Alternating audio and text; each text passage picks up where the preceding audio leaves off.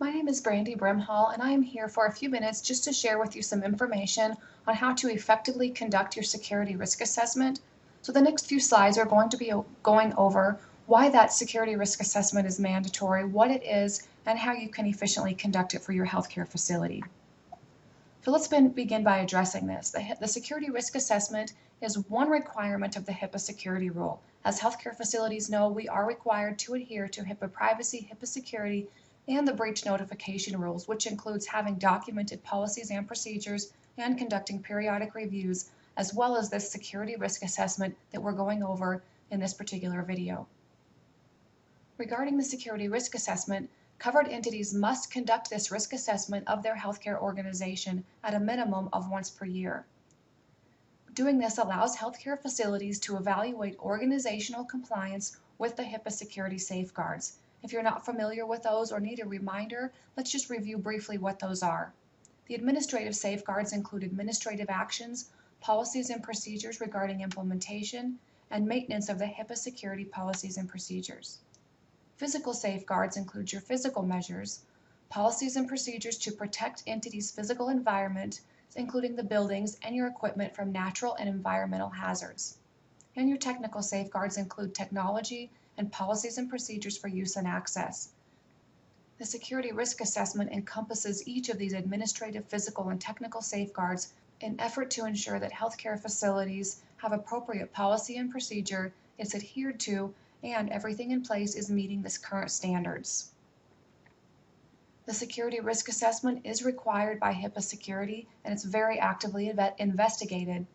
And it's also required by meaningful use, which is really important because annual attestation for meaningful use includes a question regarding the completion of your security risk assessment.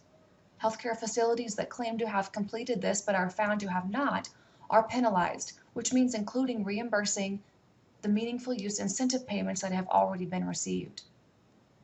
Inadequate or missing security risk assessment documentation is penalized upon by Health and Human Services Office of Civil Rights audits.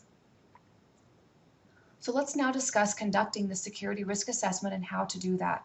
We recommend the Security Risk Assessment Wizard, known also as the SRA Wizard.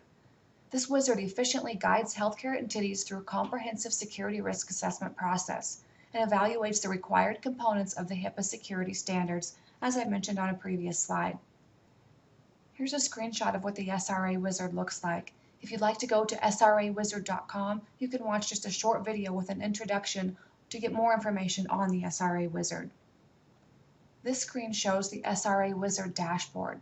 This allows you to monitor your level of completion for the security risk assessment, and you can also click on each of the administrative, technical, and physical safeguards to learn more about each of those safeguards if you'd like to learn more about those.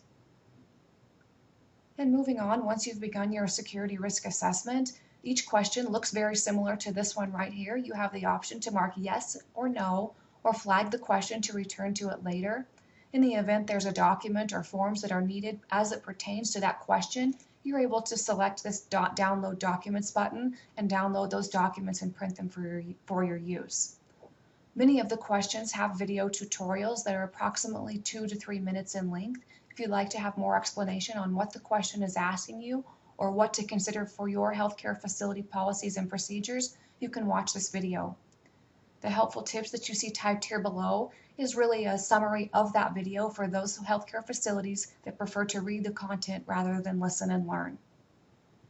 To show you an example of what it looks like once you answer a question, you can see I've marked yes in this particular box, and once I do that, it opens up additional fields for me to complete so that I can more compliantly complete my security risk assessment for my healthcare organization.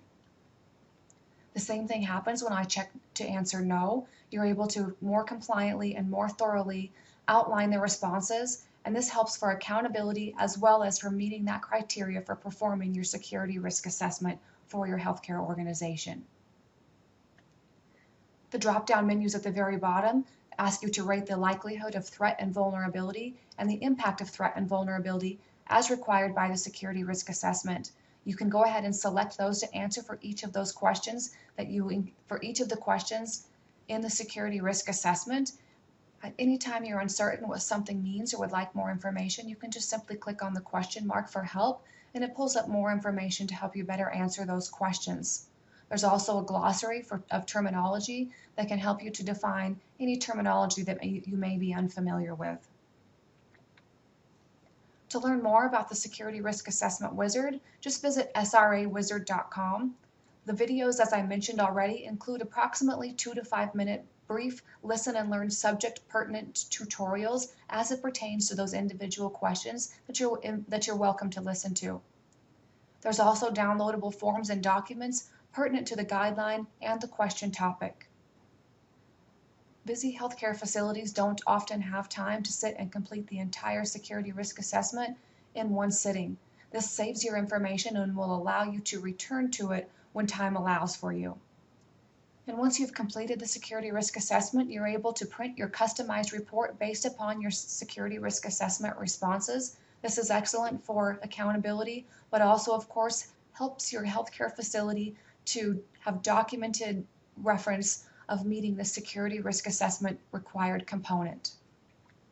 The security risk assessment is one step in risk management, and this allows healthcare facilities to find and fix your weaknesses in your security policies, processes, and systems, as well as mitigate them before adverse security incidents occur.